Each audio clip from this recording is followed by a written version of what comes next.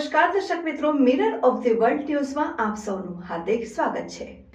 વડોદરાનો combi cricket stadium 28 ફેબ્રુઆરીના રોજ દક્ષિણ Africa સામે ભારતીય ટીમ રમશે।